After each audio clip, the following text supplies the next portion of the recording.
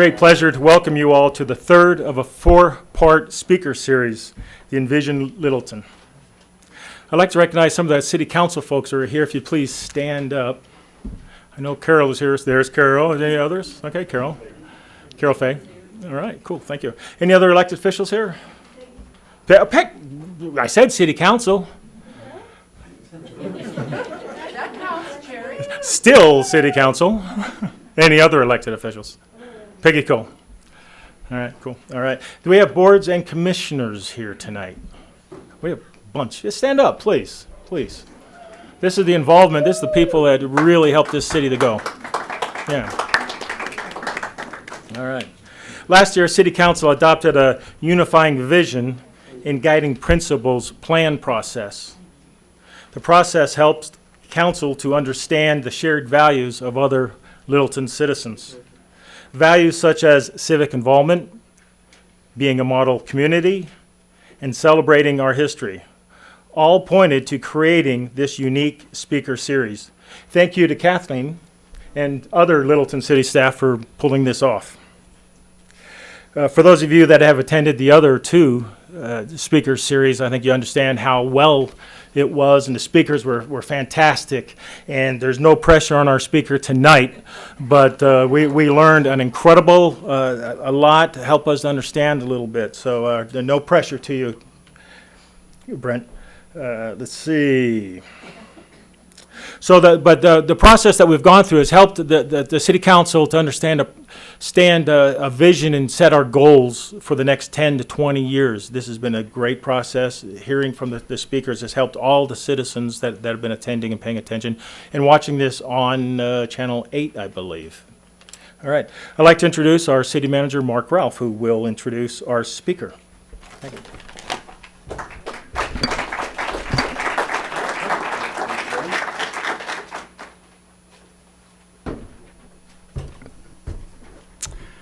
All right. Well, thank you, Jerry. You're welcome. All right. Good evening, everybody. Thank you for coming. You know, I think, again, I want to thank the council for kind of their setting our comp plan as the goal for the city of Littleton and kind of recognizing the significance and the importance of us of doing planning and to kind of set our direction. We are on one heck of a journey, and many of you have been participating in this process here well over a year ago. And I think the first thing we did, we obviously kind of stepped back and actually asked our community about kind of their values, their goals here for our community to create kind of this vision statement here. And we've created these, as you can see here, kind of our collected values here for our community. I truly believe this is an important moment in time for the history of Littleton. Not only is it an opportunity for us to kind of set a direction here for the next 20, 30 years, it's also an opportunity for us to kind of honor those values and for us to put that into action here in our comp plan, also within our organization. And so I think that the work that we're doing now really kind of sets us up for the future. As we look around the whole metro area, we obviously have challenges with traffic, affordable housing, kind of the growth that we're seeing here. And I think, quite honestly, this process is an opportunity for us to decide, what are we going to do about growth? How much do we want? Where are we going to put it? What's it going to look like? And I think that's the power of the comp plan. So, you know, we've had a series of speakers. The first speaker here was from the State Demographer's Office, and hopefully you had an opportunity to be here or to at least go on our YouTube channel or Channel 8 and kind of see that presentation. But that's kind of an interesting backdrop to understand kind of where are we in the growth here of the region and how do we fit into that. I hope that adds some context about how Littleton is kind of challenged by that. We also get to make some decisions about where do we see the growth and how much of that to kind of manage and where. The second speaker, Darren Atterbury, the city manager from Fort Collins, has been a friend of mine for well over 20 years. He obviously shared his experience. He's been with the city for 23 years, and as a city manager, quite honestly, that's a heck of an accomplishment. But he worked on, you know, a lot of their comp plan processes well over 8 years, and to get to their point. And I think they have a fantastic story about not just the comp plan, but the options and the ability to go beyond that. And he shared the opportunities here to look at other issues, arts and culture, affordable housing, and how all of this kind of fits within the framework of a comprehensive plan. And quite honestly, that's what I believe. I believe that the work that we're going to be doing here, certainly this year, but well beyond this, is an opportunity for us to kind of look at all sorts of issues that we should be looking at in the long term. Arts and culture, housing being two examples of that. I think the other point is, and why I believe it's just so important at this moment in time, and why planning is so important, and again, Darren talked about the significance of that, is because I think we have a unique community. And I think through the process so far, we've identified kind of our existing conditions. And I think it becomes very obvious when you start looking at this information about, just take open space as an example. This community is loaded with open space. And we are the envy of most cities in our whole metro area about what we have as an amazing asset. And I think by the process here, we also recognize there are adjacencies here for a lot of the uses next to this open space, and they benefit from that. And I think when I first got here, one of the big issues I heard, and quite honestly, I've talked to many of you about this, is how do we protect the existing character of our community? And I think, quite honestly, that's why we picked Kendig-Keist Collaborative to help us with the process, is their methodology is quite unique. And I think they spend a lot of time in helping us try to understand what is the existing condition of this community? What are the adjacencies and how do we benefit from that? Then how do we plan in the long run to not only protect that, but to manage that appropriately? How do we link transportation to things like this to benefit in the long run? So with that, I think I am really thrilled, quite honestly, to have Brett Keist. I'm going to read a little bit of a bio here about Brett. He's the owner and CEO of Kendig-Keist Collaborative. Brett is passionate in applying KKC's core values of promoting good land stewardship, conservation resources, preserving and enhancing community character, safeguarding neighborhood integrity, and ensuring fiscal responsibility. He has worked in 27 states and is especially known for his communication skill and approach to public facilitation, translating technical planning terms and innovative concepts into plain language for laypersons and citizen planners. Along with KKC founder Lane Kendig, Brett is co-author of companion books Community Character, Principles for Design and Planning, and A Guide to Planning for Community Character. So again, I'm thrilled to have Brett here. Let's please welcome Brett Keist.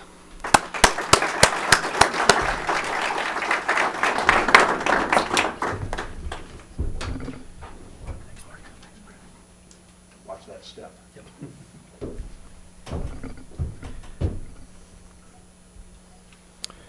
Good evening, everybody. Pleased to be with you, and please be part of this process. I am excited to be here tonight to continue your speaking series, and I'm also excited to be part of what Littleton has going on here. This process doesn't happen, but most of the time every couple decades. Many communities, it's much longer than that. So just like the Ames family that I read across the hall and the Little family, each of you have the opportunity to have your fingerprints on the future of this community by being involved, by sharing your voice, by sharing your ideas. And that's the real value of this process, and that's one of your core values, is engaging and involving and bringing people together. One of my favorite quotes is that it takes a community of differences to make a difference in the community. So if we were all alike, it would be simple, but it may not be the best outcome. It's the sharing of ideas, and that's what creates community. And so it's very valuable that we work together to identify what we want Littleton to be in the coming years.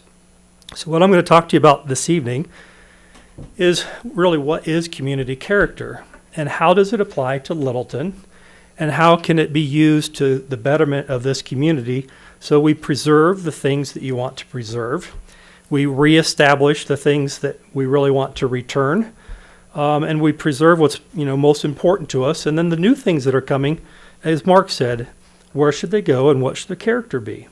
And I'm going to relate this to your current zoning ordinance and the way that ordinance is structured, which is very common to ordinances in communities across the country. So you're not out of line with what everybody else has done. and then try to give you some thought-provoking ideas of what the future could be. Now, I'm not necessarily advocating a lot of the things that you will see, but I want you to open your minds to what Littleton could be. Many of you have lived here for a very long time.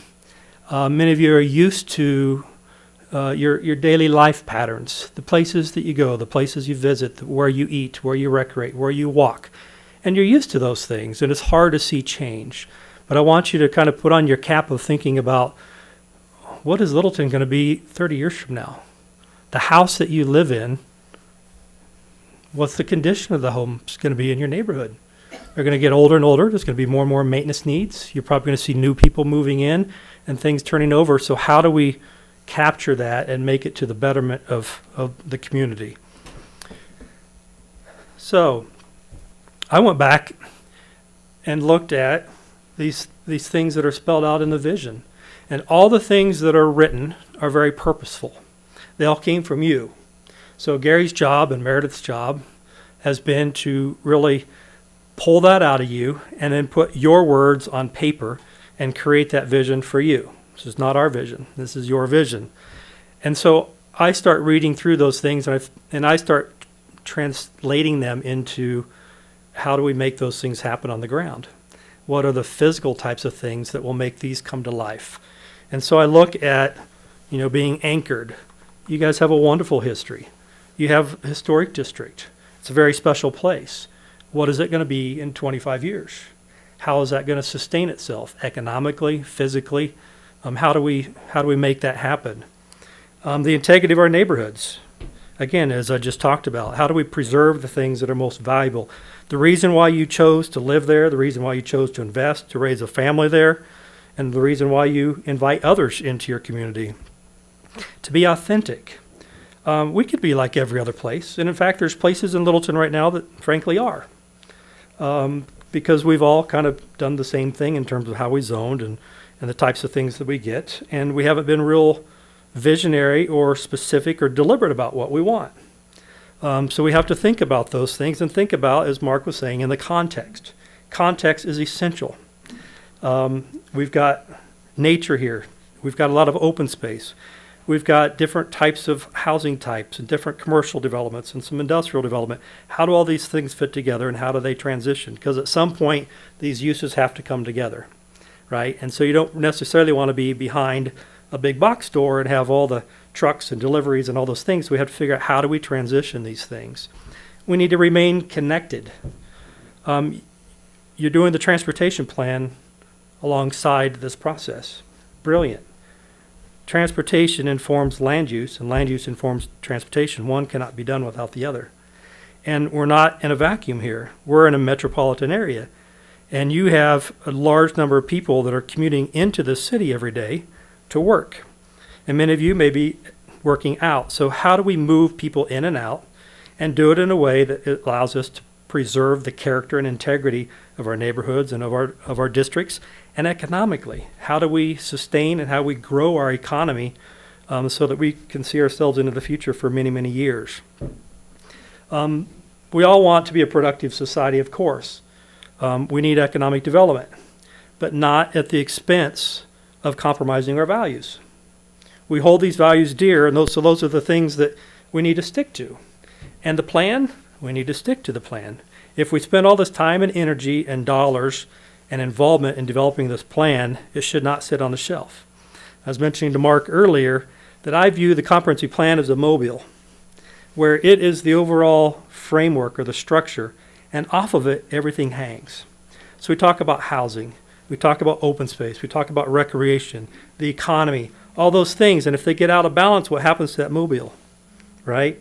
And so some of that has happened over the course of time and changing personalities and changing of the guard and economy ups and downs and things. And so we've seen some of that. So we have to think about this as being the overall umbrella, and all the things that will come from here on will hang off of that and tie back to that and tie to each other.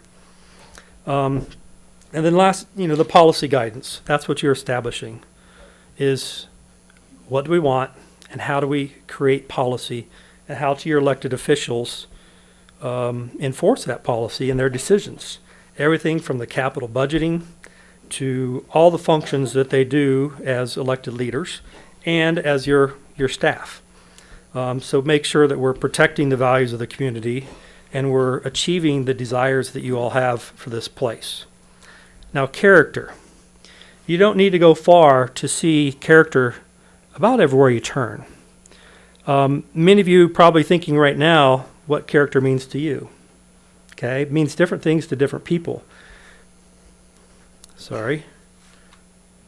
It would help if I did this, wouldn't it? There we go. So these are newspaper articles that I've just casually come across. I didn't go searching for them. It's just like flying somewhere in an airplane, open up a paper, and there's a big story. And people all identify with character, the character of my neighborhood. We don't want things to disrupt the character of this corridor, the character of our community. But what is character? How do we define it? How do we measure it? And how do we protect that? It could be qualitative, but we all can't agree necessarily on what that means. We'll have different perspectives of that. So how can we quantify those types of things? Now this one I did just find right before this meeting, right here in Denver. People are talking about the same things. So this was talking about, a neighborhood.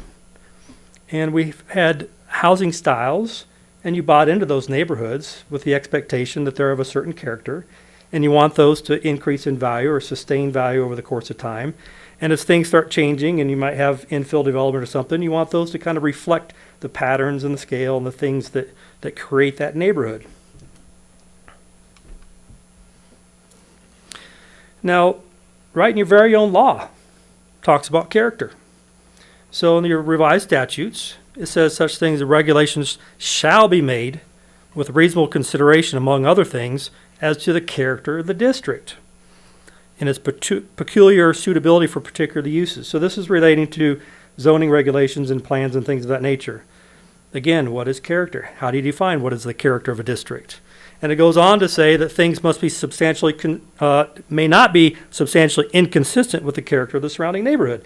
Those are probably terms that you've heard in public hearings when there's a zone change and we're saying it's going to change the character of my neighborhood, or we don't want it to change the character of my neighborhood.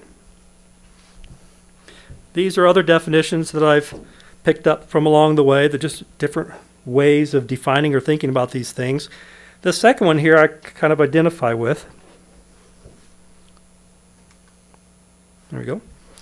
Where it talks about the built form, the landscape, history, historic preservation, things that we can put our arms around, things that we can think about, that we can measure, that we can write standards or guidelines for, so we can start to create and form this character that we're interested in. Now, some of you that have been involved in this planning process have probably seen a lot, this whole idea of character. And this may be a graphic that you've seen, or maybe it's a little different than you've seen.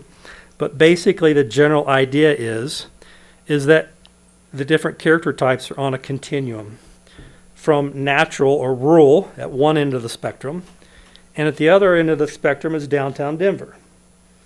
And things change dramatically. So we use this idea of green transitioning through the grays into the brown, meaning that green is all natural. It's open views. There's not much to disrupt our view of the landscape. It's your open spaces. It's along the river. And then as we start moving up in different types of neighborhoods and so forth, some of them are large lots, 1 acre, 2 acre lots or larger. We refer to those things differently than we do your 6,000 or 7,000 square foot lots, because what we're doing is the green gets less and the gray, pavement, driveways, things get larger.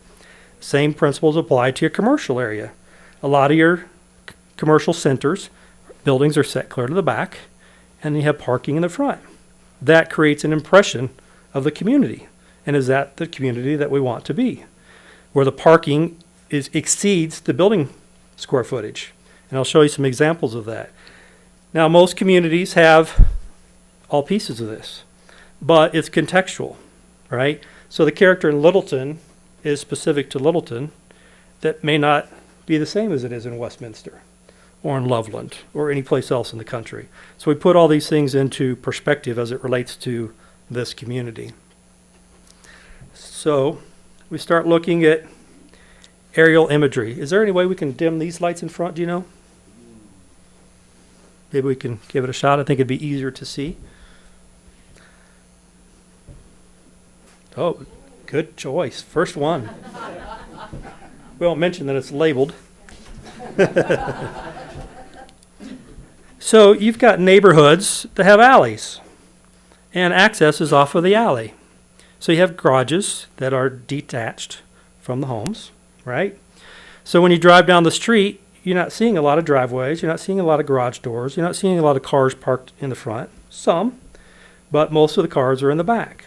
So that creates the character or the look and feel of that neighborhood, which is much different from a more contemporary neighborhood that in this case we've referred to as suburban, where there is no alleys. Your cars are parked in the front driveway, garages take access. Oftentimes there's cars parked on the street, there's cars parked in the driveways. The impression of that area changes dramatically. Now, and in other places, it's a state. It's a very large lot. We call it garden-like, right? Lots of green, lots of separation between things. So this starts to show you how we talk about character. That in your own community, you have neighborhoods that are a different character. Now, the first one on the far left and the middle one, they're both single-family. Well, they're all three single-family residential. So if we have a zoning district that says single-family residential, does that relate to the character? The use really doesn't matter. It's about the design, right? It's about the lot size. It's about all these other factors that create that character. Now, we need to distinguish between the far left and the one in the middle that are more like one another, but you wouldn't want, some of the patterns that are happening in the far left happening in the middle, because it would disrupt what's there, and neighbors probably wouldn't be happy. So we have to think about these things and identify the different areas that have different character. So there you go. We have alley access. Were you able to dim these again, or was it? If it's dark, you can't. I see. Okay. Okay. Very good. So we have alley access, detached garages, much different patterns, street patterns, spacing between homes, how the home relates to the street, pedestrians, so forth, versus the middle. And then obviously on the far right in the estate areas, it's a whole lot different. So the same thing applies for commercial. So on the left, restaurant. On the right, restaurant. The uses are the same. So if we have a zoning ordinance that is predicated upon the use of the property, it's not doing much to preserve downtown or to create a character along our corridors. Because if we're saying there are no setbacks, the one on the downtown could have just as well set that building back 25 feet and completely disrupted the streetscape, the pedestrian feel when you're in downtown. So rather than having a minimum setback in downtown, oftentimes you have a maximum setback. You say buildings must be built to the street because we want to maintain that historic pattern. And on the right is what we refer to as auto-urban. Autos dominate that site. It's the first thing you see is the cars in the parking lot, which carries a lot of stormwater, creates a lot of heat, creates a lot of areas to push off for snow. A lot of communities are thinking differently about parking, not only where it's placed on the site, but do we need so much parking? How often do you see the parking lot at your big boxes or shopping centers full? Rarely. So many communities are starting to do maximum parking ratios rather than minimum parking ratios. Some communities are doing away with parking altogether and leaving it to the market. That dramatically shifts what people can build and the influence that will have on the community. Now, I'm not advocating these things. I'm saying this is what some communities are doing. So when we think about the things that we measure, many people are just talking about these in the next room over with the transportation. So all your streets, how wide are they? How many lanes are they? Are they curb and gutter, or are they more of a rural street section? Do they have a boulevard down the middle? Do they have sidewalks on one side or the other? Is there a bike lane? Is the building set way back from them, or are they brought up close? All these things create character, as does the area of a lot and the width of the lot. depth doesn't matter. When you're standing on a lot, it doesn't matter if that lot is a mile deep. You can't perceive that from where you stand. But if it's a wider lot and the homes are farther apart, or the businesses are farther apart, it creates a different character. So all these things we have to start taking into account as we apply them here in Littleton. Again, street buildings brought to the street or back from the street, building types, how tall they are, where they sit on the property, all these types of things. Guess what? They're all controlled by zoning. So what you see on the ground starts with the policies that we're laying out, the vision of what we want this community to be.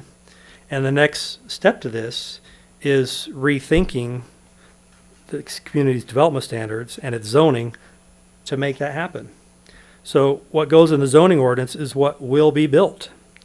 So this will be a very important process to take the vision and all the things that you've talked about and write it into these regulations so that when somebody builds or rebuilds, it's built in accordance with what we're looking for. Now, in Littleton, there's only a few of these things that you control. And in some cases, you don't at all. A lot of the districts, there is no height limit. So the only thing it's controlling is what they call a floor area ratio. So we have to think about what needs to go into your ordinance in order to create the places that we want to visit, the places that we want to live, places that we want to shop and eat and take friends to. So this is a example from your zoning code. This is the R3 district. This is a use matrix.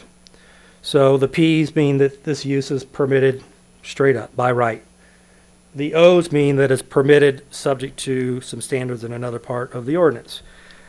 And these, all the columns are separate zoning districts. I didn't put those at the top.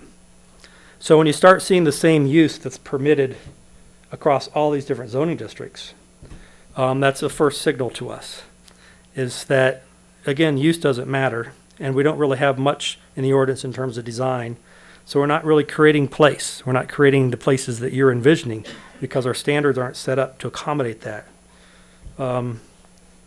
So all these things that I've highlighted are kind of the pieces that we pull from your ordinances that are necessary to be there. Many of them will ultimately need to be updated or recalibrated, changed. But we'll be very careful in doing so that we're not creating problems with the properties that exist on the ground today. So these are your districts.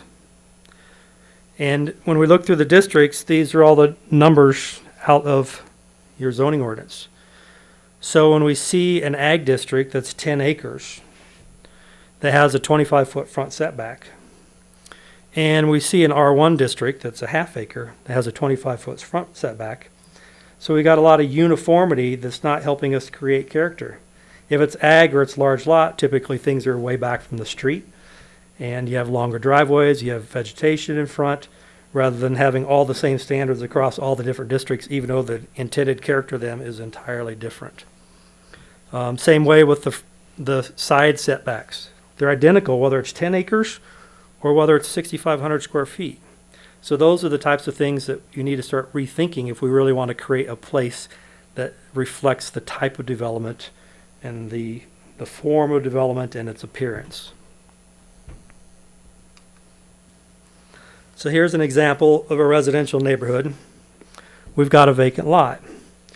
So you can see the homes on your right are fairly similar to one another. The home on the far left is set back more, but it's approximately the same size. What does our ordinance say could happen? Well, this is the building envelope within which somebody could build.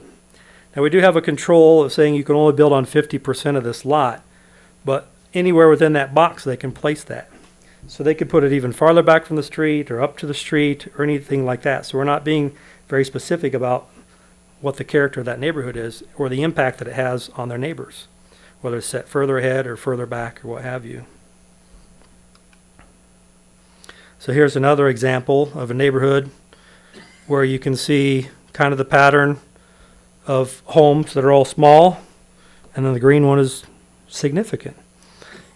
So over time, what happens with maturing communities is that oftentimes, and you've probably seen this in Denver, somebody could buy up 2 lots and build 1 house on both lots in your neighborhood.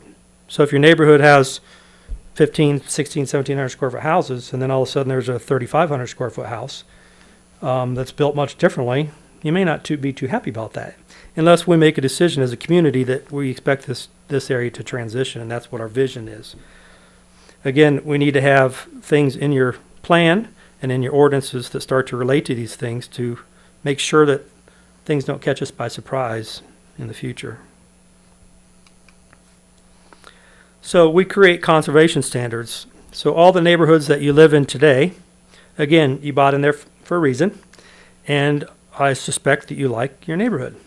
So you want to preserve the integrity of that neighborhood and what have you. Now, we don't want to create new standards that are counter to what's there, because if you go to build onto your home or you sell your home, now it's going to be non-conforming. You're going to have to go through a big process and things like that. So what we do is we create conservation standards. We want you to reinvest in your neighborhoods. We want you to improve your homes. As people come in, we want them to do that too. So rather than having to go through a process for a variance, instead, why don't we say, what will we allow people to do on their lots that won't dramatically change the character of the neighborhood or will contribute to the character of the neighborhood, and write them right into the ordinance. So all they have to do is come into staff and say, this is what I want to do, and staff says, great, go do it. We're not going to tie you up for 3 months going through any process. We're trying to, again, say this is our vision, let's put it on paper and let people do what they need to do to continue to invest and reinvest in our neighborhoods and keep our homes up to date and increasing in value. We also talk about prevailing conditions of setbacks. So if you have some houses that are brought to the street and some houses that are farther back in some neighborhoods, the new home that goes in there might be the average of the front setbacks or the average of the side setbacks within a certain distance, so that it reflects the patterns that are already there, so that your neighborhoods can continue to have the same character. It doesn't take much for somebody to come up with an idea to build a house that is much different than what you would expect they would build within your neighborhood. And over the course of time, you'll start seeing that increasingly. You have a great school district. It's highly sought after. You're a popular area. You're in a good location. So you're going to continue to see that pressure. And we want to make sure that you're protecting yourself. The other thing that we do with conservation standards, we say, hey, if it was lawfully built, at whatever time it was built, it may be contrary to the zoning today, setbacks or whatever, but if it was lawfully built, it's conforming, right? Who's to say that the regulations should change and make your home non-conforming? So there are some exceptions if somebody built something without a permit or against a permit or something like that, but otherwise, anything that was built or any lots should be conforming. So we shouldn't put that stigma on them or limit what they're able to do with their property if something should happen to that property. So I won't get into too much of this, but just starting to think through some of your districts. There's districts that, like the residential suburban, what I can find looks like there's only one piece of property in all of Littleton that's zoned this. So it's really not a necessary district. So I think we can do away with that and consolidate it into the RL district. The R3X looks like it was kind of add-on district to provide for duplexes in the R3 district. We can deal with that differently without having a separate district just for a couple lots. So there's a lot of things that we can do to address affordability, to address character, all the things that are important to you, and how we structure the districts and the standards within those districts. Again, being cautious not to create any problems. And things like apartments. Many communities now, rather than having freestanding apartments on their own property, are saying that can disrupt the pattern of our community too much, where you have single family next to apartments that are, taller and more traffic and more noise and all those types of things. So what many communities are doing are embedding them into another district and making it a mixed use district. So you can only bring apartments in if it's part of a master planned project, where we can look at it in context of what's around it and its scale and how it relates and how people access it and how it impacts surrounding properties. So that's what is being suggested here with what we're calling a neighborhood center district. Same way with downtown. You can have people that live there on upper floors, or you can have some other types of housing around downtown that support downtown, but it needs to be in character and context with that downtown area. So then we start looking at some of your districts. You have a B1 neighborhood business district, and what it says is that this is supposed to be a district that would be okay next to your neighborhood. However, it says it's supposed to transition between commercial areas and single family, but it allows 22 units per acre. And I don't know that there's many neighborhoods that could accept 22 units per acre on their back property line or their side property line. So it's really not thought through in terms of how we transition that type of use. So we need things that will prevent scale and prevent height, or allow it to transition the farther away from a neighborhood you get, you can go up in height or something of that nature. So we took a look at this property here, and what we could do to make this a B1. So if we think about requiring pitched roofs that are similar to the neighborhoods that they're next to, and we increase the amount of pervious area or green space in that area, we provide for streetscape, landscape, buffering, maybe reduce parking areas. We bring buildings to the front rather than to the back. We can rethink some of these existing properties without a lot of work, without wholly scraping the property and starting over, and really make it what it's intended to be. So we need to be very deliberate and very intentional about what we want to be on properties, and then writing the standards to help us transition these properties over time. And I'm going to show you some more examples of this as well. And then being careful about the types of uses that you put in there. So maybe drive-throughs are not the best use in that particular district or in that particular location, where they may be appropriate in other areas. Your B2 and B3 districts, for all intents and purposes, they're about the same. And the character is not really changed by a different list of uses. So you've got a long list of uses that are permitted in the B2 district and a lot of the same uses that are permitted in the B3 district, but there's not a lot of difference between the standards. And so these two districts could really become one, and we can deal with them differently. But again, we want to think about what might that look like. So you can see this is auto urban, because the wide areas are the building footprints, and you can see the parking is much greater than the building footprints. So this is always going to be auto urban, no matter how much we dress up the buildings and make them pretty and trees and so forth. The character is really not going to change. It's going to be prettier, but it's still going to be the same character. So what would we need to do to change that character? Well, what if we allow for different uses? What if we do what some of your districts are saying and they allow for multifamily, but not multifamily sitting on their own site that might be 3 stories and tons of people, but integrated into a master plan community and using that to transition commercial to residential to residential. Making smaller parking lots, putting buildings against the street, having smaller signs along the street, and having a nice streetscape environment with. So these are the types of things that when we talk about mixed use, your current ordinance suggests mixed use, but it doesn't really provide for mixed use, or it doesn't create standards for, if we have mixed use, what does it look like and how does it relate? Now, I'm not suggesting that this is what needs to happen here or whether it's pros, but I'm just trying to show some ideas of what could be done as a follow-on from the plan and the policies that are set to the ordinances to make these things happen. And again, it's going to take a lot of community conversation, right? We're going to have to continue to work through these things. So these are examples of mixed use in different environments. Mixed use can take a lot of different formats, and it's up to you as to what that format is. And again, it's the context of the neighborhood. So the photograph on the left there is restaurants and commercial on the first floor, upper floor condos. It sits right adjacent to a neighborhood along a major roadway. So it's mixed use, but it's done very tastefully. It's done in scale to what's adjacent to it. It's a nice transition, provides a buffer from the major highway from the residential. And what's critical to those is green space, civic space, whether that's a green or a park or a plaza or some active space where people can connect. That's one of our values that we want. So we can start creating these districts that can help the community achieve the type of development that it wants to achieve.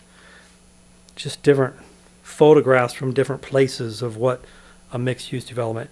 Now, this character idea is particularly applicable for Littleton because you're built out. And the big things that are going to come are probably going to be redevelopment. And so when something redevelops, what is our intentions as to how they redevelop and what do they look like and how do they blend? And again, keeping the economy or the economics in mind as we do this. So these are all the types of considerations that we have in mixed use. You have several properties in town that are of decent size that are likely not to remain as they are today in the coming years. So if they redevelop, what do they redevelop into? And this is the opportunity for us to put our vision on paper so that when somebody brings a project, we say, this is what we want. And we spell it out in black and white. Mr. Developer comes in and says, okay, I see what they want. I'm not coming into a plan development process where there are no standards, and I can bring a plan to you and you can tell me you don't like it. I can bring another plan to you and you can tell me you don't like it. It's very frustrating for somebody that's trying to invest in your community. So if we spell out the rules, we spell out our vision, we spell out what we want it to look like, you bring that to us, let's approve it. So we need to be very intentional about how we do that and what that means. So those are some of the different things that we think about in doing a mixed-use district. Now, things don't happen overnight, so we have to think about how they transition over time. So we've got a lot of buildings like this in town, don't we? We have a minimum setback. It's just a minimum, but nobody's going to build a building like this 25 foot from the front because they want people to see people in the parking lot because they feel safer, and it looks busy, and so I want to go there too. I want to go shop and spend my money there too. But it creates a very different environment. So what if we rethink how this happens over time? We provide for mixed use. We provide for different ways that we can handle parking. It doesn't have to be just one big box retailer at the back and a drive-through fast food up front, which we see all over everywhere.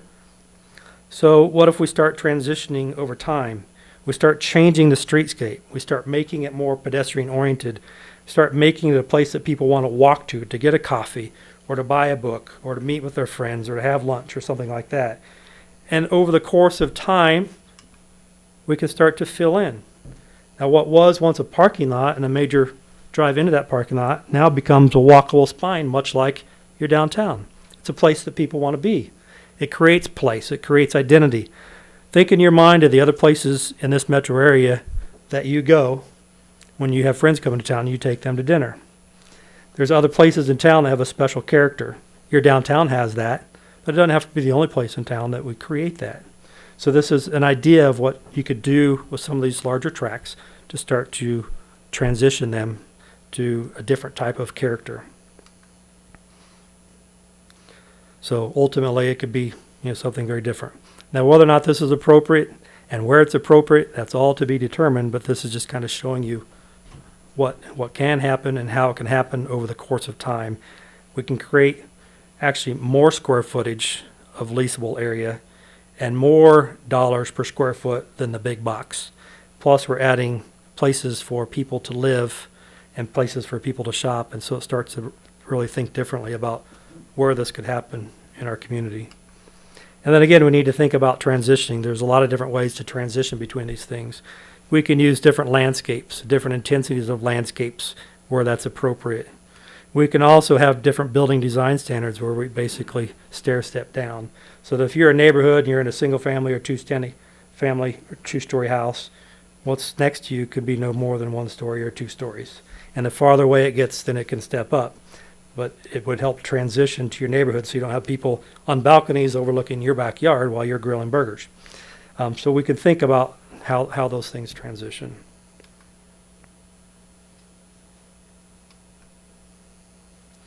So I think what we presented here is probably got the wheels turning a little bit. You're thinking a little bit differently. This is a big difference. But this plays right into the work that's being done with the transportation plan, starting to think about some of these corridors. Do they always have to be the way they are? If bus rapid transit is introduced into this community, suddenly you have more market. Land along those become more valuable. The single one-off business there is going to be underinvested in that property, so it creates more opportunity. So if that demand is created and you have businesses that are wanting to invest in your community, we want them to invest in our community and be part of our community and contribute to the character and not compromise what's important to us. So we need to build the standards around that. So that kind of concludes the presentation. It was probably more zoning heavy than maybe many of you were expecting. But again, it's important that the plan is a plan. It's a vision, but we can't rely solely on that without the laws to implement it. So by doing the regulations, we will have the standards in place and the uses in place to create the type of Littleton that we want to become. And that can be whatever you define that to be. Okay? Thank you all very much. I appreciate your time.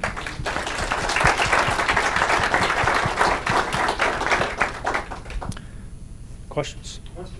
Yeah. Are there any questions, thoughts? Sir? Well, you're starting to talk about working on our zoning code and our zoning map, so I guess the question in the back of my mind, do you have a secret agreement with the city to continue your work after the comp plan is completed? No, this is, we work in cities like this all across the country and have for 37 years. And the natural progression of these processes is they do the plan. Some communities stop there, but then you just have a plan.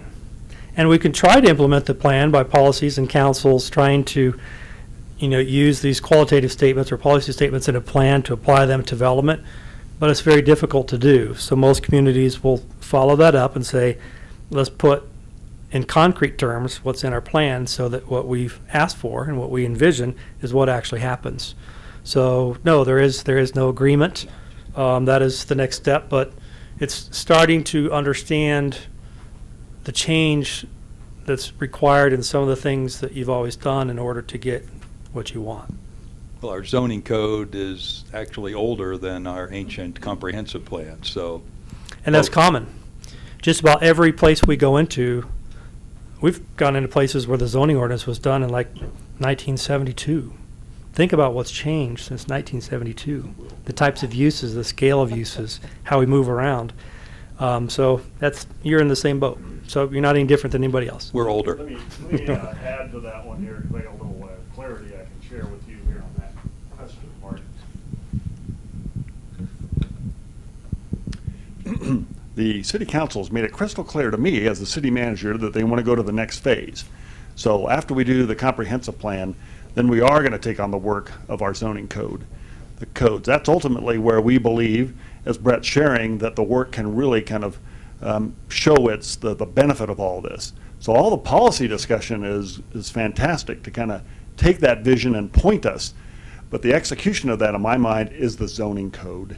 So that is our end game. One of the end games. Yes, correct.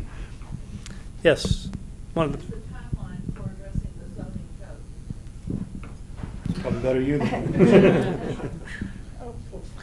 Did everyone hear that? Question, raise your hand, we're on a mic to you. Yeah, so, the council has talked in terms of as soon as the comp plan is complete, then we will move into the next phase here. So that could start as early as the fall of this year.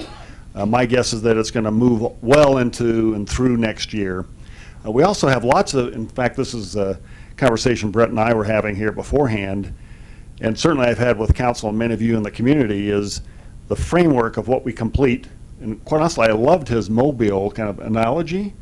We're going to be kind of putting together the basics of this mobile, and then we're going to be adding to this over time, is my guess. So things like, as I was talking about, arts and culture, economic development, will add to the mobile certainly well after October.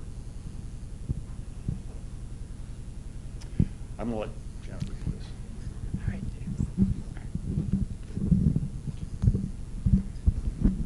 this. Brett, thank you. Yes. Couple of considerations and just how they end up being incorporated at least into some of the comprehensive plan. We're not in isolation, and we do have neighboring cities. And over some of the last 20 years, neighboring cities have not necessarily coordinated their land use, and how is that going to be considered? So that's one. Second is Littleton has gotten to where we are because we're sitting on a three-legged stool. We have some aspects of commercial, we have certainly aspects of residential, and we also have open space and parks. And so how is that going to fit?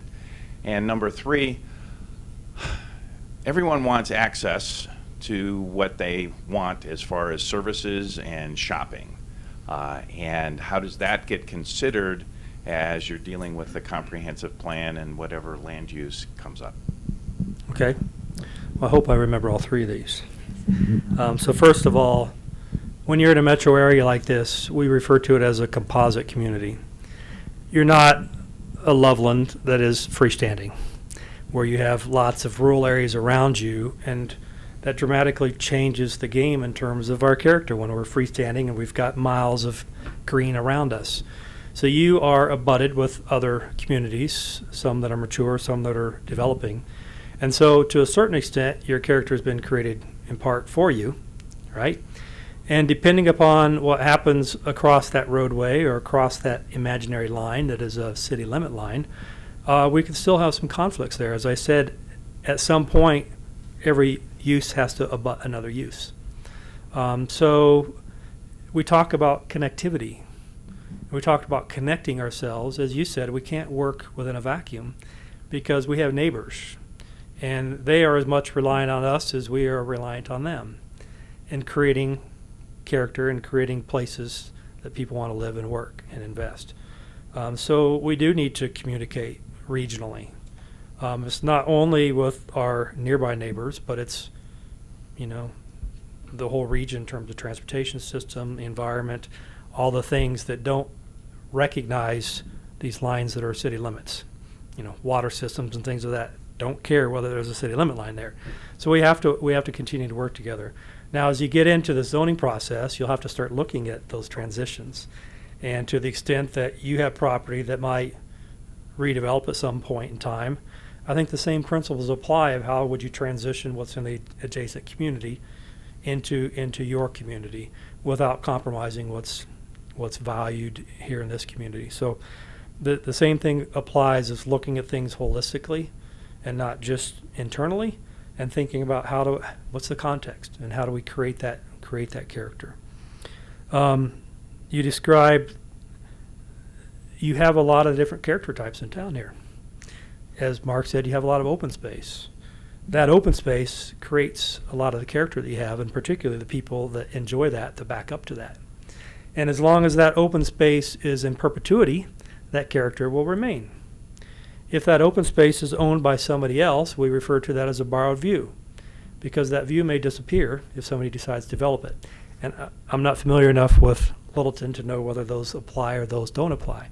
But the whole principle of character is, if that property is owned, and if that property can change over time, how do we create that character transition? How do we create plan policies, and how do we create standards to create the type of things that we can still enjoy views, we can still enjoy access, we could still enjoy open space and separation, albeit differently, as opposed to having something right up against the rear property line that's 3 stories tall because the district says they can have minimum standards, they can really place it anywhere they want to on the lot, and there's no height standards. So we're not really defining what we want as a community in our districts today. So it starts with the future land use plan and the work that's being done now of laying out not only what's there, but is that what's going to be there 20, 30 years from now? Are there areas that we envision transitioning? And are there areas that will redevelop? And what those areas look like? So follow on is, because we're on this three-legged stool, how do we deal with the economic needs of the city to do its level of services? And how does that get considered in the comp plan? Because redevelopment doesn't always necessarily respect the economic needs of the city. That's very, very true. So it's not just a dart throwing exercise of looking at a future land use plan and saying, it's along two major roadways, it's got to be red, it's got to be commercial, right? That's the way we all think. It doesn't. It depends upon the traffic and the ability to accommodate that use. So character ties into transportation and transportation models and traffic models, because character is of a much higher confidence as to what is likely to develop. So when we establish a certain character, that character relates to density, which relates to people, which relates to cars, which relates to, do we have the capacity of the roadway, or is that going to exceed the level of service on that adjacent roadway? If so, then we may need to think differently about the scale of that development and what can and cannot be developed there. The same thing goes for water. We're working in Westminster right now, and many of you know they have severe water constraints. And they've got a lot of open space, and they've got areas that will never develop because they simply do not have water. So they are scaling their development, they're scaling the density and the number of people and the gallons of water used every day based on, there's only a finite amount of water. So we can't build all this open space. So the same principles apply here. We have to work with the transportation system we have. We have to think about how that might change over time. And then we have to scale things appropriately.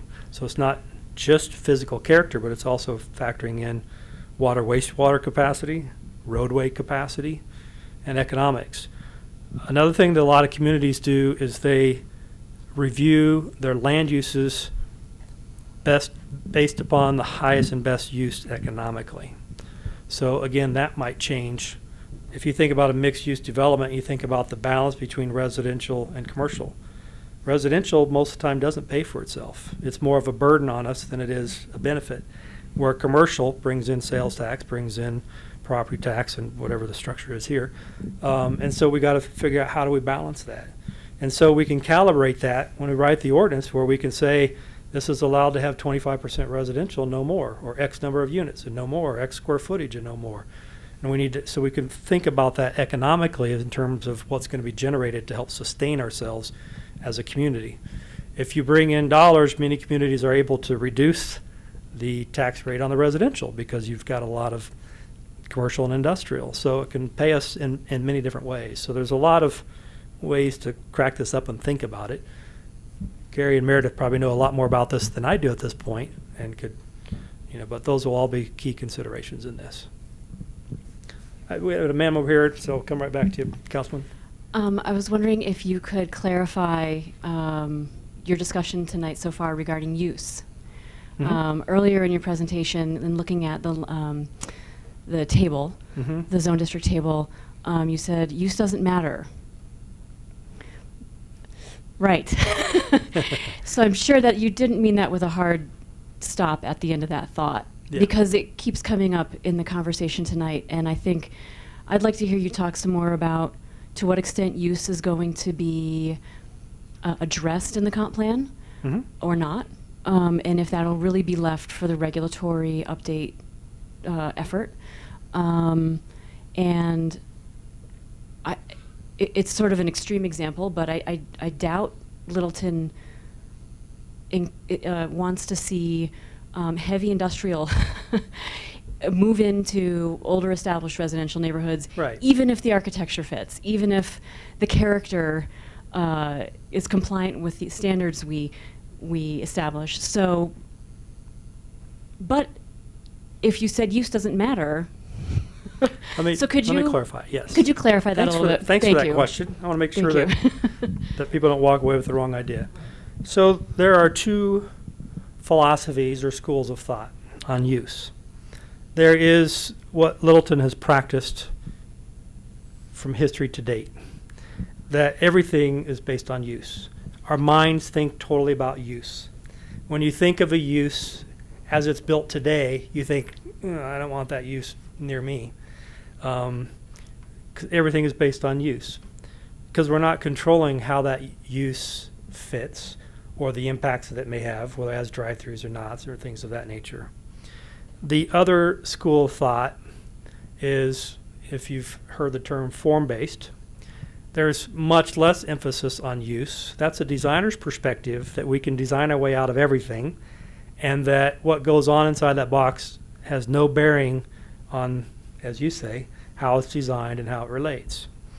Character is the happy middle point, where character acknowledges that use remains important.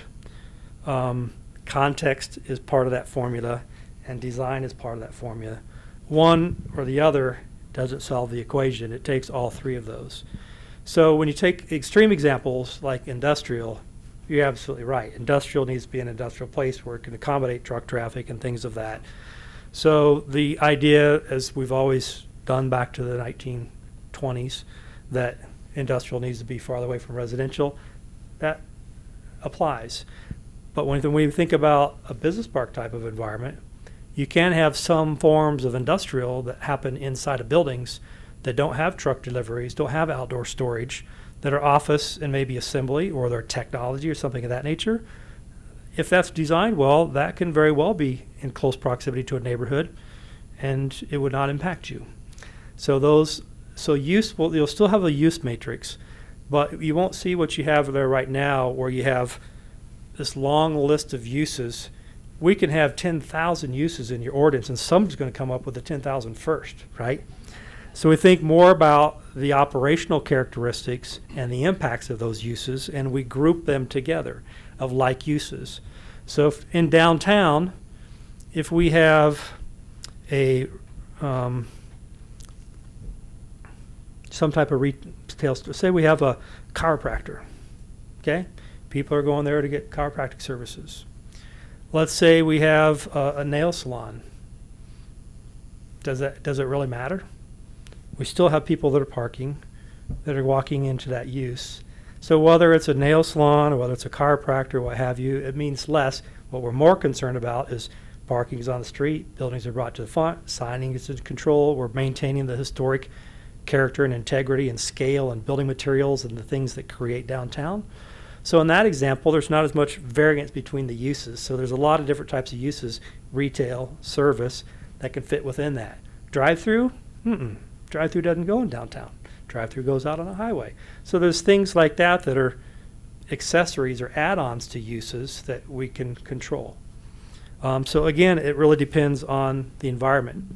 I'm working in Covington, Kentucky right now, right across the street from Cincinnati, and they're saying we don't necessarily care about use.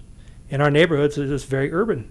If people wants to put 2 or 3 or 4 units in there, as long as they can park it, we don't care, as long as the house maintains its historic appearance.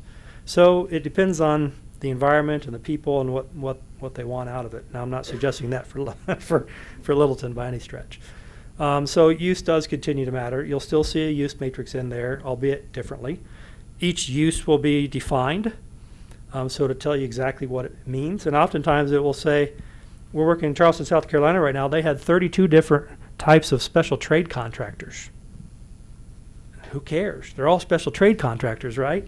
So we put one use in there, said special trade contractors, and the definition says, which may include but is not limited to these 32 things, right? So we can take that and collapse it and make it much simpler and much easier to use. Question. Councilmember, you had your hand up here. Okay. Yeah, I wasn't going to let Jerry get in front of me. I have my hand up. What is the process to get a current landowner, property owner, to buy into a change if he's got a B3 or even a transitional, and we want to transform that into a mixed use? What kind of process would you go through to do that? And then also another question, I just saw an article today about a community that's doing some upzoning where they're taking R1 and moving it to multifamily, where they'll put multifamily just to get more housing units in because of the difficulty of finding housing units. Yeah. So the city of Minneapolis right now is doing away with single family, and they're saying triplexes can go in anywhere in the city. So they figure the best way to tackle affordable housing is to flood with supply. They are the leader in the nation, and I was just there last week sitting down with them, and they said, we will see whether it fails or whether it succeeds. But we're putting that message out there for the rest of the nation to watch Minneapolis and see what they're doing. Now, your single-family neighborhoods are very purposeful and single-family. And so if you start to put a two-family or three-family or something in, it starts to change character in terms of operational characteristics and stuff. But you can do accessory dwelling units. I was in Moscow, Idaho, and they had done an existing land use map, and I'm right off of downtown in this neighborhood. And orange meant that it was multifamily, and yellow meant that it was single family. And I was driving up and down these streets, and it was all orange, and they'd hired an intern to do this. And I thought they needed to fire that intern because he didn't have a clue what he was doing. Because it was showing all these beautiful single-family homes 2 blocks from downtown that were multifamily. And as I drove up and down, I finally looked back over my shoulder, and I'm like, that home has 2 meters on the back corner of it. And there's a back door there, too. That is a accessory dwelling unit that changed nothing of that house. It required that it had a separate back door entrance. There's not 2 addresses. There's not 2 mailboxes. You could not tell. But that was another way of providing for an aging parent or a college student or whatever that might be. Yes, it increases density. Yes, we still have to think about parking. How does that get handled? But that's one way that you can provide for housing and start to address affordability without changing the character of a neighborhood. Lot to be talked about there. And the original Process of getting current landowners Yes. to buy in. We believe in the carrot more so than the stick. We can use the stick. Many communities do. They just say, this is a zoning, and you build to that, or you don't build. Some of that may be what happens. But the way we think about it is, with the current zoning, if they can build a 10,000 square foot building on that property, how can we structure the regulations so that they can now build a 15,000 square foot or an 18,000 square foot or 20,000 square foot designed very well and in context with what's around it. And now we're giving them more building to land value. So there's an incentive where you can have more leasable space, you can bring more revenue off of that same piece of property. So we start to think about, can we provide floor area bonuses? Can we provide density bonuses in the right context? And what do we want to give them a bonus for? Do we want to give them a bonus for having some affordable units? Do we want to give them a bonus for having green infrastructure and dealing with stormwater with natural systems rather than putting everything across parking lots and into drainage inlets? So there's a number of different things that we can figure out what's important to this community, and then we can build incentives and we can build options. We're saying, we're not telling you have to do this, but more than likely they're going to read between the lines, they're going to choose the option that we want them to choose because there's value in it. So we think about the economics of that, and we create an economic value for them and kind of lead to them to that choice. And a lot of it is education and talking through this process and showing examples and going on bus trips and seeing what other communities have done and other developments and how they've done that, using financial incentives or whatever other mechanisms, tax increment areas, things like that, to help create value and to help get that ball rolling. So a question on, when I was on planning commission and now city council, we've had consultants come in and show us different ideas, the latest and greatest trends. And then I'd go out to Aurora, Smoky Hill, and I'd see that latest and greatest trend built there. I'd go to Anchorage, Alaska, and I see that latest and greatest trend built there. How can we avoid buying into the latest and greatest trend that consultants all seem to promote at the same time? Very good question.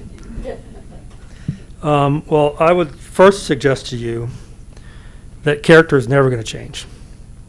If we define specifically what is unique about Littleton and we want what we want about our character, that's not going to change, right? So this approach is going to sustain you in perpetuity. And it has worked in other communities for many, many years. You're right that when we have franchise developers, it's most profitable to build the same thing, the same prototype in every place that you go, with maybe a few minor tweaks. But this community needs to make a decision as to whether or not that fits into what you want. And probably maybe one of the biggest transitions that you'll need to make is the ability to say no. And that's hard sometimes. Not everything is right in Littleton. So we need to find what's right and what's wrong and then stick to it, knowing that the right thing is going to come along. And if it's not, then we can tweak things, whether it's through zoning or other incentives to make that happen. We're working in another community outside of Houston right now, and everybody around them is building typical suburban, beautiful, it's all brick, but everything looks alike. They'll have the same size signs, and everything's the same. And so I posed to them, they're really starting to gain steam and develop. I said, do you want to be, they're beautiful. City Katy next to you, so all these cities around you are building beautiful things. Or do you want to be unique? I said, we don't want to be them. We want to be unique.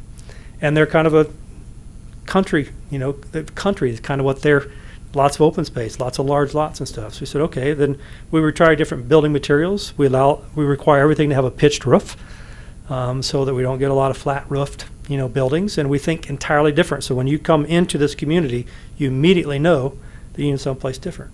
So just because all the communities around you are building a certain type doesn't mean that Littleton has to build to that same type. So you have to define what that is and then write it into the standards and say, this is our expectation. Now, I've done this states all across the country, and I've worked with thousands of developers. Every single one agree 100%. Set the bar where you're going to set the bar. We will meet it. Move us through the process and treat us all fairly. What they don't want to see is give us a plan development, and we go for months trying to decide who likes what and don't like what, and how we do this and how we design it. We redesign and redesign. In the meantime, we're writing checks, and we still don't get any consensus. And the community doesn't get the character that they want. So what they want is for you to spell out where the bar is, what that bar is, put it in black and white in the code. They can read the code. They can bring a plan that conforms to that code, and you should be prepared to say, we can adopt that plan because it reflects our character and what we want in this community. The last thing I'll say is, economically, we have to be reasonable. If we jack the standards so high, the first person that comes in is going to tell you, I'm going to Aurora. I'm going down here. I'm going over there because your standards are too high. Maybe, maybe not. If you've got a market and you've got a school district, so we need to figure out where we set that bar. Ma'am. It sounds like this is a comment first, and then I'll ask a question, that you're saying that we're in a position to set our bar higher than we thought. I believe you are. Yes. That's wonderful. Thank you for that. Question, when we think about increasing density, like your picture of having streets and buildings and trees instead of a parking lot, well, we have a lot of fear here about increased traffic. What do you have to say about that? Yeah, absolutely. Well, in places like this, I've watched it for many, many years. We're concerned about traffic until it gets to a point where we like our cars. Until it gets to a point that our cars don't move, and suddenly our priorities start shifting. And that's when transit comes into effect. Now, transit has its whole range of issues that go along with it. So we have to, and Houston's been going through this, and it's been a struggle. People know that they need it, but they don't want it anywhere near them, right? We see it everywhere we go. But we have to start thinking about different ways that we move people, whether that's through carpools or van pools or different ways of park and rides and things like that to get more people in vehicles rather than single occupant vehicles. Or whether that's a bus rapid transit, whether that's the light rail, whatever that might be. How do we move people? Our streets are our streets, right? Unless we're going to start taking out one side of Main Street and widening that street, our streets are our streets. And the design capacity of that street is not going to change. There's things we can do with signal timing and turn lanes and things like that that can help move things more efficiently. But they are what they are. So you can only put so many cars on them until they're choked out. And then we have to start thinking about how do we move. People are not going to move here. Businesses are not going to move here if they can't get people to their front door, right? So that's part of this equation. Part of that, when you think about mixed use, is people can walk. That's a novel idea, right? We'll all go out and walk and exercise every night. We'll walk 3 miles, but I'll be darned if I'm parking on the outside of the Walmart parking lot. You know? I want to park in front of the store downtown. So we just have to figure out where our values are, what we're willing to accept as a community, and knowing the consequences. There's implications to every decision. So if we want to stay what we are and traffic continue to get worse as things develop around us, we may not have any control over that. Or we can put our foot forward and say, we're going to take control for Littleton, and this is how it's going to go down. So that's the purpose and value of this planning process and doing the transportation plan at the same time. Very, very good idea. Brett, a couple of times in your presentation, you mentioned the importance of a robust community conversation for communities like Littleton that are about to discuss updating their zoning codes. What do communities have in common that have been successful in having those conversations? What do communities have in common that have failed in having that conversation? Probably the biggest thing that I see today is apathy. People are busy in their lives.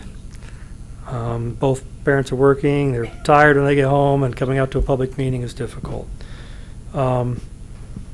Community education is vital.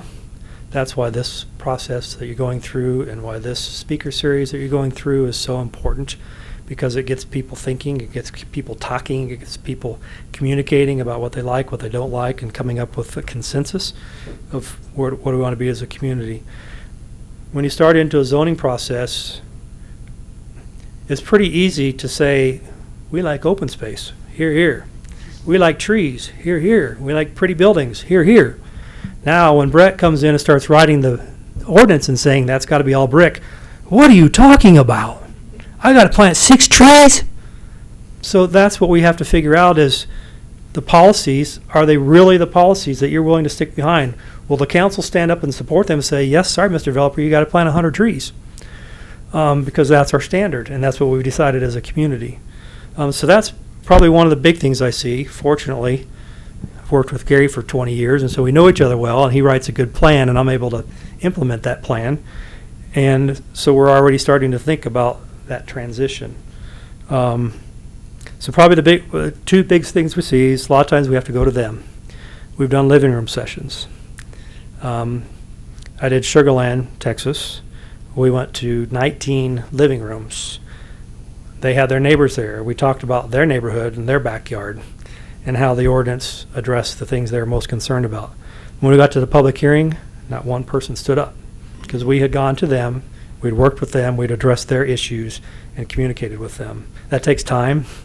That takes money to do that. But I would rather do that and spend a little more up front than going through the whole process and having it failing and then spend our money for nothing. So communication, education, working with people, maintaining that momentum is critical. But then making sure that as they're going through the plan process, that people understand the implications of some of the things they're hearing, right? South Padre Island, their comp plan said they want lush landscaping. Fantastic. I love writing ordinances for lush landscaping. Fact of the matter was, I didn't write the ordinance, fortunately. They required 1 tree per residential lot. The whole council got recalled over that issue. They didn't want to plant a tree. But yet their comp plan said they wanted lush landscaping, so what gives, right? So it's easy to agree to these things until it's required. And now I got to do it, right? So keep that in mind and communicate as you're going through the process to make sure these are things that are values to us and that we will support when we get to the rubber on the road of writing the law, writing the standards. Brett, because you guys work all over the nation, you have some great experience from region to region, from the south to the west. As you know, people in the west are fiercely guarded of distant views, open space, whatnot. And on some of your diagrams, you showed the infill, and some of us feel claustrophobic when that starts happening. I'd like to have you just talk a little bit about how does the model work as you move from the east to the Midwest and to the west, where those values become much, much more important, and how does that influence public values about infill and such things where density increases and people have that sense that they're being Yeah. boxed in. Well, first off, I don't want what's coming out of this to be that I'm advocating density increases. What I'm advocating is what the city of Littleton is advocating, what you want to happen, and then where you want it to happen. Some of the things that I showed you may or may not be appropriate, or they may only be appropriate in one spot in this town. Let me give you a great relevant example. We're working along a waterfront, and there are apartments on this site. The zoning only allowed them to be 2 foot tall, or 2 stories tall. 2 foot tall. Small people. 2 stories tall. So obviously, those 2-story tall apartments went clear across the entire property. It was a very long, narrow property along a waterfront. Major roadway, neighborhood across the way. So it's 2 stories all across that entire property. X number of units, X number of square feet. They parked below. They were bringing in a high-rise developer that wanted to take that property. Really? The highest building in this town is 40 foot tall. And they wanted to bring in a 260 tall high-rise tower along the water. So what we went through was an exercise. We said, what if this long 2-story tall building had the same exact volume, nothing changed, the same number of people, the same number of units. And what if we were able to put our hands on either end and go like this? And as you do that, what happens? It goes up, right? What happens when it goes up? Right now we have 0 views because it's blocked all the views of the water, and they've privatized everything. We have no access to the water. So we said, okay, we're going to figure out what the tolerance is. So we grabbed that building and we modeled this 3D modeling. And we squeezed that building in and we opened up open space. And so we said, okay, that building can go 4 stories tall, but it has to be this far in from the property lines now. Or it can go 6 stories tall and go this far. Now it could be so tall, and we're requiring public access to the waterway. So part of your development is that you have to provide a public amenity and you have to provide a public easement to enjoy the water. So now when people are driving by there, they're able to get views. So are we willing to tolerate more height on a smaller footprint so we can get those views? So we don't have to think the same way about every building. What they ended up deciding was that 8 stories, and we modeled all this, and we sat there and we showed them, here's all the different alternatives. And as a community and a council, they said, we can tolerate along that water 8 stories, but in exchange for that, we're going to have a boardwalk along the front so people can walk along that waterway. We're going to have a small parking area so people can enjoy the water. And we're going to make sure that it's landscaped properly and stuff, so we've got open views where we've never had a view in our life. So those are the types of decisions that we can make. Somebody owned that property. Somebody bought that property.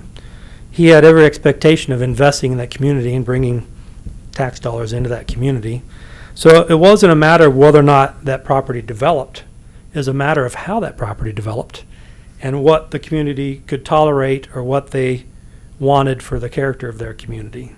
And it just happened that that property was in a place that they felt that that height, we even did a shadow analysis, just show at different times of the day if the shadow was going to shadow somebody's porch or somebody's house, what have you.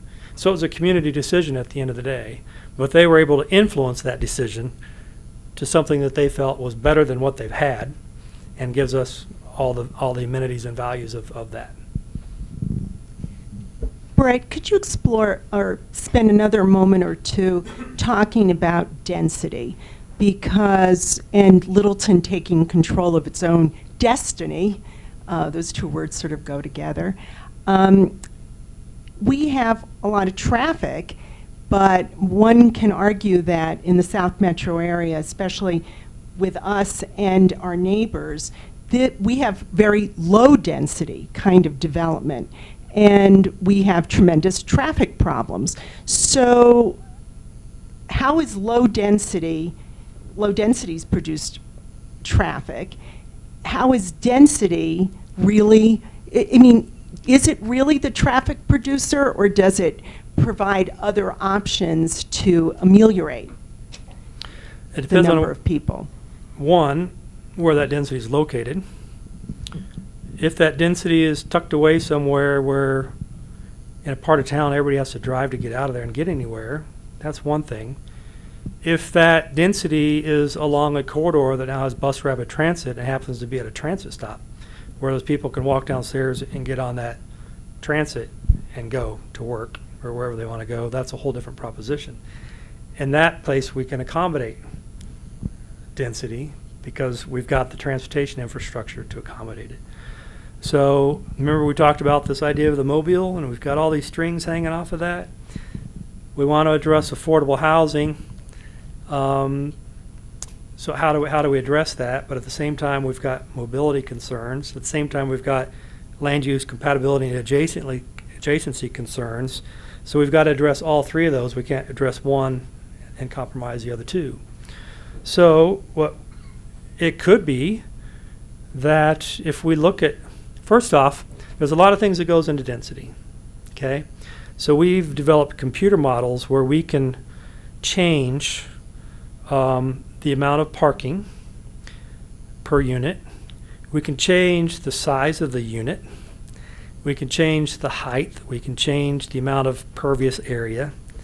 And we can manipulate density. So it's not just tearing down a house and putting in an apartment building.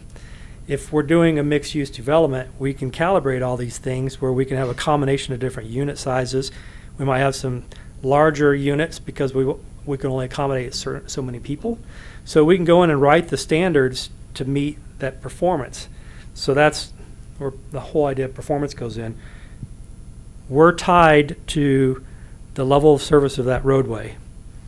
And if we put more people than what can accommodate, we're just creating congestion and we're lessening the value, right? But if we know that design capacity can accommodate so much, then we can only build, that is then the performance. We can only build up to that, not exceeding that performance. So we have to know the capacity of the roadways, we have to know the capacity of the water and the wastewater in order to decide where these things go. So like I said, it's not just a coloring exercise of saying that area of town seems appropriate for this or that. There's a lot of other considerations that go into that to make sure that if that happens, that it functions, whether it works well. So you could talk about density. Density equates to cars, but in some cases, if it's in a mixed use, some portion of those people are going to walk. So the mode split changes. Not everybody's driving their car. Or if they're along a transit route, a certain percentage of those are going to take transit, a certain percentage are going to take the car, and a certain percentage are going to walk. So that starts to shift the balance of what we can and can't do. Does that make sense? All right, I think I'm going to end it for this evening here. It's 8 o'clock, and that was what we're scheduled to go to. I think it's obvious that we have a lot of interesting questions when it comes to this topic. I truly hope that you enjoyed the time here with Brett. I think you're starting to see a little insight about the conversation that we're going to have here in the coming months, certainly well into next year.